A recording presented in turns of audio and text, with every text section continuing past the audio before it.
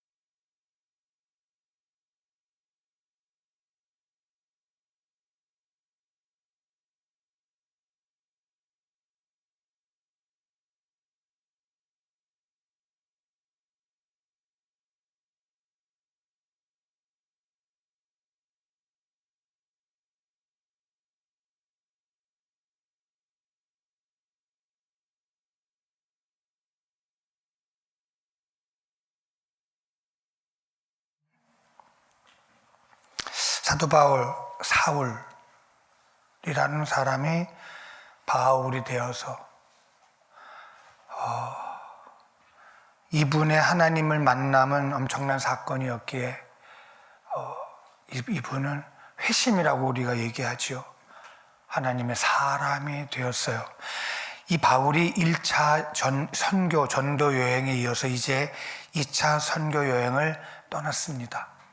출발이 안디옥을 출발해서 길리기아, 남부 갈라디아, 무시아, 드로아, 빌립보, 데살로니가, 베레아, 아덴, 고린도, 겐그레이, 에베소, 예루살렘, 그리고 안디옥으로 도착합니다. 약 3년 정도를 다닙니다. 1차 전도 여행 때는 그보다 2배가 넘게 1차 전도 여행은 약 1년 반 사역을 했습니다. 근데 2차 전도 여행은 지금 3년째 1차 전도 여행 때 세운 교회와 성도들을 더 돌아보고 세워주려고 지금 출발해서 다니고 있습니다. 그래서 지금 바울은 성령에 순종하여 복음을 전하고 있습니다. 이제 1차 전도 여행을 끝내고 2차 여행 중에 루스드라에서 디모데를 합류합니다. 디모데는 제일 사랑하는 아들입니다. 디모데를 합류하고 드로아에서 누가를 합류하고 그리고 마게도냐로 출발합니다. 그것도 아시아로 가고 싶은데 성령께서 유럽으로 가라. 그래서 이제 그 간수 가족을 구원하고 데살로니아를 거쳐서 베레아를 거쳐서 이제 아덴이라는 곳으로 사실은 쫓겨갑니다. 아덴이라는 곳으로 쫓겨가는데 디모데와 누가를 놔두고 혼자 가게 됩니다. 이제 이 장면은 아덴에 도착한 장면입니다. 바울은 아덴에 도착하는데 이 아덴은 아테네 여신을 기념하기 위해 건설한 도시입니다. 아테네 여신, 이곳은 당대 최고의 문학, 철학, 과학, 의학, 건축은 아테네 건축은 따라갈 수 없다 하는 그 건축학, 수사학, 특히 민주주의가 전성기를 이룬 그 시대였습니다. 그리고 철학자 소크라테스와 플라톤의 고향이 바로 아덴입니다. 하나님이 바울을 아덴으로 보내십니다. 사도행전은 계속 성령이 어떻게 하시나를 주목하여 보게 됩니다. 드디어 아덴에 도착하는데 바울이 이 도시에 와서 딱 도착하자마자 제일 먼저 성경이 뭐라 했냐면 화를 냈다 그랬습니다. 분을 냈다, 화를 냈다라고 얘기했습니다. 그리고 화를 내서 회당을 찾아갑니다. 유대인의 회당에 찾아가서 변론을 하기 시작했는데 무슨 일이 생기냐면 어떤 에비구레오 철학자들이 다 전 세계 철학자들이 다 모여 있는 곳이 그 당시에 아덴인데 거기에 18절에 에비구레오 이거는 에피큐로스 학파 유명한 학파 그 다음에 스토아 학파 그리고 철학을 직업으로 가진 모든 사람들이 모여서 바울을 향하여 아이고 말쟁이가 왔구나 말 잘하는 사람이 왔구나 이 말은 새로운 신을 전하려고 이곳에 왔구나 이렇게 된 겁니다. 바울은 가고 싶어서 간 게 아니라 성령에 인도되어서 아덴에 도착했는데 가보니까 거기는 세계의 철학, 문학, 종교학 아주 그냥 대가들이 다 모여 있는 곳에 도착한 겁니다. 딱 도착해서 보니까 철학자들이 바울을 부릅니다. 19절에 바울을 붙들어 가지고 아레오바고라는 곳으로 데려갑니다. 아레오바고는 그 당시에 이렇게 새로운 것을 전하려고 하는 사람, 종교, 도덕, 교육, 문제에 대해서 재판권을 행사하는 권력기관인데 바울이 가르치고자 하는 그러한 새로운 내용의 신, 너가 뭘 얘기하는지 한번 들어보자. 아무리 봐도 네가 좀 이상한 것을 얘기하고 있는 것 같다. 이렇게 됩니다. 네가 이상한 것을 얘기하고 있는 것 같으니까 다 모여있는 곳에서 한번 해봐라. 무슨 말을 하는지 이렇게 됩니다. 바울이 이들에게 특히 헬라 종교, 헬라니즘의 배경과 철학적인 사고 체제에서 철학적인 사고로 갖고 있는 사람들에게 하나님의 아들이 몸을 입고 육체를 입고 이 땅에 태어나셨다가 유대인들이 못 박혀 죽이신 것을 하나님이 무덤 속에 3일 계신 것을 부활시켜서 승천시켰어요 라고 전하는 이 얘기가 철학적으로 이념적으로 관념적으로 생각을 갖고 있는 사람들에게 이게 동의가 되겠어요?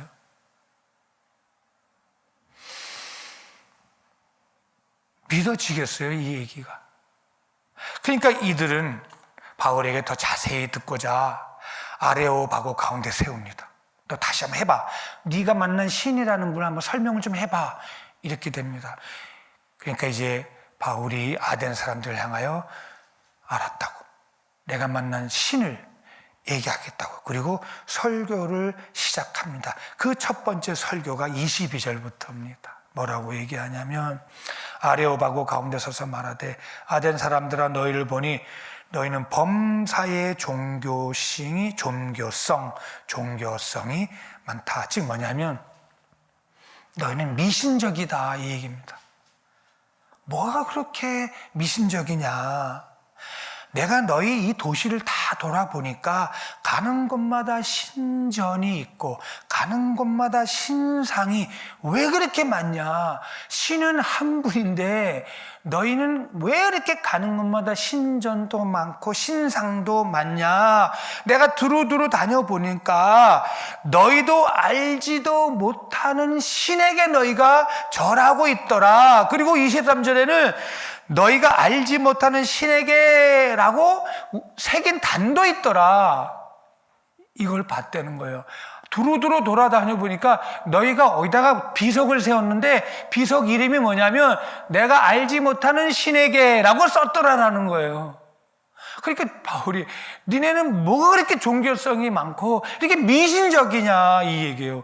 어휴, 이거 지금 여기에 세계 최고의 철학자들은 다 있는 자리에서 두루두루 돌아다녀 보니까 너희는 종교성이 많아. 미신적이야. 알지도 못하는 신에게 지금 너희가 절하고 있는 거야. 라고 얘기하는 거예요. 그러면서 너희가 지금 알지도 못하는 신이 너희를 저주할까봐 보호해 주세요 라고 하면서 지금 절하고 섬기고 있는 거잖아. 핵심을 찌르게 된 거죠. 근데 바울의 설교가요, 좀 바뀌었어요. 이 17장을 쭉 2차 전도 여행을 쭉 후반부에 보면서 뭐가 바뀌었냐면, 바울은 예전에는 늘 성경 말씀을 인용을 했어요. 구약 성경을 인용했는데, 지금은 아덴 사람들이 알고 있는 내용을 기초로 해서 알아듣기 쉽게 헬라적 배경을 토대로 설교하는 거예요. 근데 보세요. 그러면서 내가 좀 더 자세히 알려줄게 여러분. 그리고 뭐라 하냐면 24절에 우주 가운데 만유를 지으신 분은 하나님인데 천지 주제의 신이 이분은 너희가 손으로 만든, 손으로 지은 전에 계시지 않아. 아덴에는 당시 3만이 넘는 신이 있었어요. 그러니까 자기가 알지도 못하는 신이에요, 다. 그래가지고 그 신이 우리를 좀 저주하지 말아주세요 라고 비석을 세운 게 엄청 많았다는 거예요. 근데 하나님은 너희가 만든 그런 신 중에 신이 아니야. 하나님은 그 우주를 만드시고 우주를 창조하시고 세상에 어떤 것도 하나님하고 관계되지 않은 것이 없어요. 심지어 나무 한 그루도 풀 한 포기도 하나님이 다 지으셨어요 라고 하는 거예요. 그리고 그분은 생사화복을 주관하시고 그분은 너희가 손으로 지은 전, 그 당시에는 파르테 신전이 제일 웅장하고 컸어요. 너희가 손으로 지은 아무리 웅장하고 아무리 잘 지었어도 인간이 만들었지, 하나님은 천지 주제이신 신이기 때문에 인간이 만든 신전 안에 가두어지지가 않아. 사람이 아무리 잘 지어놓고 하나님께 드린다 해도 하나님은 그거 받으시는 분 아니야, 이렇게 얘기하는 거예요. 아무리 잘 지어놓고 그 속에 계세요라고 집어넣어도 하나님은 사람에게, 인간들에게 제한받지 않으세요라고 사도 바울이 설명합니다. 인간이 아무로 하나님을 제한시켜도 하나님은 제한받지 아니하시는 하나님이십니다. 그리고 또 하나님, 너희가 보니까 너희가 이렇게 음식도 만들고 이렇게 가지고 뭐가 부족한 것처럼 사람이 하나님을 섬기고 사람이 하나님을 이렇게 막 뭔가 음식을 차려놓고 옷을 입히고 우상을 만들어 놓고 하는데 하나님은 너희가 음식 차려놓고 한 거 먹지도 않아요. 너희가 만들어 놓은 거 속에 들어가지도 않고 옷을 입혀도 하나님은 옷을 입는 분이 아니야 라고 설명하는 거예요. 그러면서 오히려 그 하나님은 만민에게 생명과 호흡과 모든 것을 주시는 하나님이지 받으시는 하나님이 아니다라고 설명하고 있습니다. 근데 너희는 그 하나님을 기쁘게 하기 위해서 내가 너희 두루 다녀보니까 희생 제물로 해가지고 신상에다가 음식을 쫙 갖다 놓고 드세요, 신이여 드세요, 신이여 드세요 하는데 하나님은 어떤 부족함도 없으신 분이 아니야. 하나님은 부족하지가 않아, 이렇게 얘기를 합니다. 하나님을 위해서는 너희의 도움이 필요치 않아. 스스로 모든 것을 해결하시는 완전하신 충만하신 신입니다 라고 소개합니다. 오히려 인간에게 생명과 호흡을 친히 주시는 사랑하는 하나님이십니다 라고 지금 사울은 철학자들 앞에서 소개하고 있습니다, 하나님을. 그리고 또 이렇게 얘기합니다. 인류의 모든 민족은 한 혈통으로 만드셨어요. 한 혈통으로. 그 당시 아덴 사람들은요, 그들이 아티카 본토의 흙에서 자기들이 생겨났다고 믿어요. 이 아덴 사람들은 자기가 아티카라는 곳에 흙에서 자기가 생겨났다 믿기 때문에 아덴 사람, 우리는 특별한 사람이야, 우리는 정말 이 땅에서 특별한 사람이라고 주장했는데 바울은 그게 아니라는 거예요. 인류는 한 조상에서 태어났다. 한 조상은 로마서에 아담을 얘기하잖아요. 한 조상에서 창조되었고 한 혈통으로 태어났지 너희가 특별히 따로 어떤 흙에서 너희가 따로 태어나지 않았다. 바울은 정말 철학자들을 깨트릴 수 있는 철학을 갖고 있고 심리학도 갖고 있고 문학도 갖고 있고 정말 공부가 이 바울을 보면 어디 가도 뒤떨어지지 않는 것을 볼 수가 있었습니다. 그러면서 뭐라 하냐면은 하나님은 너희 이 아티카 본토의 흙에서 난 게 아니라 하나님은 한 조상에서 나게 하시고 시간 속에 우리를 집어넣으시고 시간 속에 우리를 살아내게 하시고 경계 바다가 물 위로 넘어오지 못하도록 경계선을 주셔서 지금도 통치하고 계십니다라고 설명하는 거예요. 그러면서 에덴 사람들아 너희는 수많은 신을 3만여 개 너희가 알지도 못하는 신을 만들어 놓고 절하고 그 신에게 바쳤잖아. 그런데 결과가 구원의 문제가 해결됐냐라고 묻습니다. 오히려 더 절망 가운데 외롭고 힘들지? 그러면서 28절에 우리가 그를 힘입어 기동하여 있느니라. 이거는 시입니다. 시 뭐냐면 너희 시인 중에 어떤 사람들의 말같이 우리가 그의 소생이라 하니 이 말은 구레타의 시인 아라투스의 시에 나오는 히랍 시예요. 그러니까 제우스 신에게 드리는 시예요. 그러니까 바울은 이 제우스 신에게 드리는 시까지 외우고 있던 정말 대단한 사람이었어요. 바울은 히랍 학문이나 문학에도 능숙해서 철학자들이 모여 있으니까 제가 볼 때는 신났던 거예요. 이렇게 히랍의 시를 인용해서 복음을 전하는 거예요. 그리고 스토아 철학에 의하면 인간은 자연에 의하여 존재할 수밖에 없다. 다시 얘기하면 자연이 신이다라는 것을 믿고 있다는 거예요. 자연이 신이다. 근데 바울은 아니다. 자연과 인간은 모두 하나님이 만드신 존재이지 인간도 신이 아니고 자연도 신이 아닙니다. 그러면서 30절에 이제는 너희가 그것을 알지 못했지? 내가 이제 설명해 줬어. 이제는 여러분 들어보세요. 자연도 어떤 것도 신이 아닙니다. 인간도 누구도 신이 될 수 없습니다. 신도 하나님이 만드셨고 너희가 믿는 그 인간도 하나님이 만드셨고 자연도 다 하나님이 만드셨습니다. 몰랐어요? 자, 이제 아셨지요? 라고 얘기합니다. 30절에. 이제까지 몰랐기 때문에 허물지 아니한다. 이제 간과한다. 이제까지 몰랐기 때문에 허물지 아니하는데 이제 알았으니까 회개하라. 이렇게 얘기하는 거예요. 갑자기. 여러분 대단하죠? 이는 정한 사람으로 천하를 공의로 심판하시고 죽은 자 가운데서 살리신 것을 믿어라. 모든 사람에게 믿을 만한 증거를 다 주셨다. 이제 정한 사람 예수 그리스도가 왔으니까 이분을 믿으세요. 이분을 믿으세요. 그리고 믿을 만한 증거가 다 있습니다. 하고 설교가 끝납니다. 여러분 정리되세요? 예.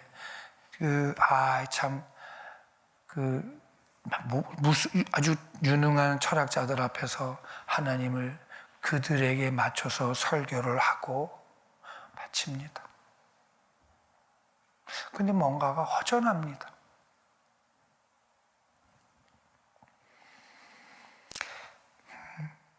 구약을 인용해서 복음을 전할 때는 예배를 드렸더라, 성령이 나타나셨더라, 세례를 받았더라.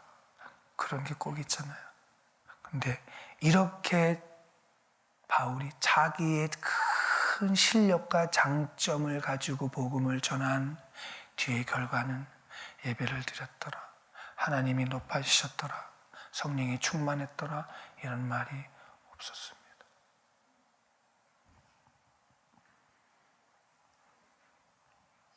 저희가 죽은 자의 부활을 듣고 그 사람들이 죽은 자가 살아났다는 부활을 듣긴 들었어요. 기롱하고 우습게 여기고, 혹은 이 일에 대하여 내 말을 그래 뭐 다음에 또 와 다시 한번 들을게 라고 하거나, 34절에는 그냥 몇 사람만이 친하게 된 거예요. 똑똑하니까. 그리고 몇 사람이 믿게 된 거예요. 엄청난 역사가 있을 줄 알았어요. 묵상을 계속하면서. 그런데 역사는 일어나지 않았습니다. 바울은 자기가 가지고 있는 모든 철학적인 실력을, 문학적인 실력, 시까지 동원해서 설교를 했습니다. 그런데 결과는 비웃었습니다. 그리고 바울은 몇 명과 친해지는 것, 그리고 몇 명이 믿게 되고, 그리고 바울은 아덴을 떠납니다. 그리고 고린도에 가니까 브리스길라와 아굴라를 만납니다. 그들도 같이 텐트, 천막하는 사람들입니다. 브리스길라와 아굴라를 만나서 1년 6개월 동안을 고린도에서 사역을 합니다. 근데 바울이 이렇게 고백합니다. 고린도에서 사역하면서 무척 외로웠을 거예요. 왜냐하면 정말 학문적으로, 철학적으로 정말 이 사람은 대단한 사람인데 자기의 실력을 발휘한 것 같았던 거예요. 그래서 아주 절박한 깨달음을 갖게 됐습니다. 그게 바로 고린도전서 2장입니다. 우리 한번 같이 갈까요? 고린도전서 2장 1절부터 5절까지 한번 같이 보겠습니다. 정말 잘했다. 정말 잘했거든요. 철학자들에게 정말 잘했는데 바울의 마음은 기쁨이 없었습니다. 우리 고린도전서 2장 1절부터 5절까지 찾으면 아멘. 같이 읽습니다. 형제들아, 내가 너에게 나아가 하나님을 증거할 때에 말과 지혜의 아름다운 것으로 아니하였나니 내가 너희 중에서 예수 그리스도와 그의 십자가에 못 박히신 것 외에는 아무것도 알지 아니하기로 작정하였음이라. 내가 너에게 거할 때에 약하며 두려워하며 힘이 떨었노라. 내 말과 내 전도함이 지혜에 권하는 말로 하지 아니하고 다만 성령의 나타나심과 능력으로 하여 너희 믿음의 사람의 지혜에 있지 아니하고 다만 하나님의 능력에 있게 하려 함이라. 바울은 에덴에서 철학자들에게 설교할 때 많이 걸렸던 것 같습니다. 그리고 깨닫게 됩니다. 하나님께서 하나님을 전하게 하신 것은 바로 예수 그리스도를 전하게 하신 것이 구약의 특징이고 신약의 특징이고 하나님의 뜻입니다. 예수 전하게 하는 겁니다.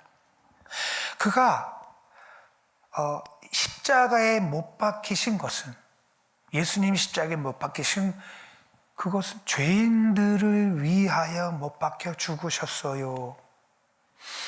그래서 예수 외에는 내가 알지 아니하기로 작정했다. 이 아덴 이후에는 바울이 바뀌었습니다. 이 이후에는 아무리 자기가 갖고 있는 똑똑한 나의 어떤 것, 실력, 철학, 문학, 음악, 의학, 아무것도 내 속에 내가 세상에서 배운 어떠한 뛰어난 것도 예수 외에는 전하지 아니하겠다고 엄청난 결정한 모습을 볼 수가 있습니다. 여기서 예수 외에는 알지 아니하기로 작정했다. 알지는 히브리 말로 에이데나입니다. 에이데나이는 경험을 통해서, 일반적인 지식의 내용을 통해서, 전문적인 직관적인 지식 이런 것들을 통해서 이제 복음을 향하여 이건 쓰지 않겠다 이렇게 얘기합니다. 경험적인 것도, 내 경험도 복음을 위해서 쓰지 아니하겠다라고 작정했다는 거예요. 예수를 전할 때는 100% 무조건 예수 십자가에서 죽으시고 부활하심만 전할 것이다라고 작정했다는 거예요. 그러면서 그때 아덴에서 고린도 교회에서 이교도의 강한 세력과 철학자들과 논쟁해서 도덕적으로 타락한 곳에서 복음 전할 때 바울이 이렇게 고백해요. 무서웠대요. 자기도 두려웠대요. 무섭고 두렵고 떨었대요. 그렇게 맞고 두드려 맞고 죽은 줄 알아도 복음 전했던 바울이 자기와의 싸움에서는 갈등이 있었나 봐요. 그래서 로마서 7장에는 원하는 선은 행치 아니하고 원치 않은 악을 행하는 나를 내가 보는구나. 그렇게 고백을 했습니다. 내 속에 나로 만들어진 나는 하나도 안 필요하구나. 내 속에 주인이신 예수 그리스도의 십자가와 부활을 전하면 일은 누가 하신다? 성령이 하시는구나. 많이 힘들었다는 거예요.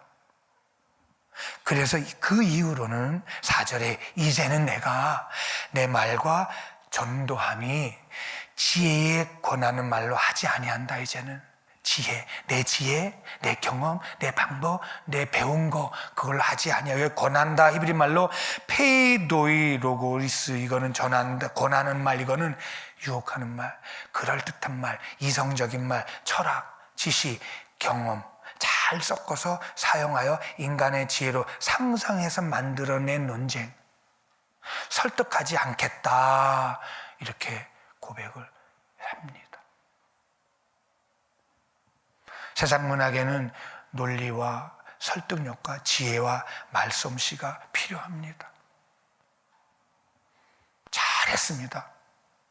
논리적이고 설득력 있고 참 잘했습니다. 하나님 전하는 데는 그런 철학적인 거, 미신적인 거, 지적인 거, 학문적인 거로 되는 게 아니라 다만 성령님을 100% 의지하여 성령의 능력이 나타나게 하시는 것만이 해야 되는 일이다 라고 해서 바울이 이 대가가 고백을 하는 장면입니다. 100% 성령에 의지해서 100% 예수 그리스도만 증거하고 100% 예수만 나타나게 할 것입니다. 그래서 성령의 나타나심과 성령의 능력으로 하여 성령을 전적으로 의지하겠습니다. 십자가의 도는 멸망하는 자들에게는 미련하게 보이지만 구원 얻은 우리들에게는 능력입니다 라고 고백을 했습니다. 사랑하는 여러분, 구원을 얻게 하는 믿음의 근거는 인간적인 논쟁과 실력과 학식과 철학과 이성에 호소하는 것이 아니라 다만 그리스도로 말미암아 성령의 역사로 나타나는 하나님의 능력이 바로 구원인 줄 믿습니다. 그렇습니다.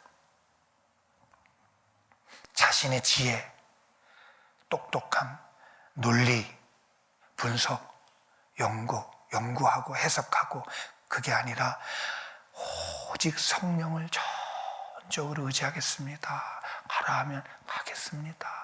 오라 하면 오겠습니다. 라는 것을 깨달았다라는 거예요. 그리고 설명하는 거예요.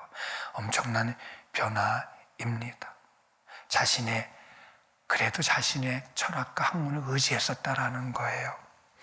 이제 바울은 여러 날을 고린도에 유하다가 형제들을 작별합니다. 이제 하나씩 작별하고 수리아로 가게 됩니다.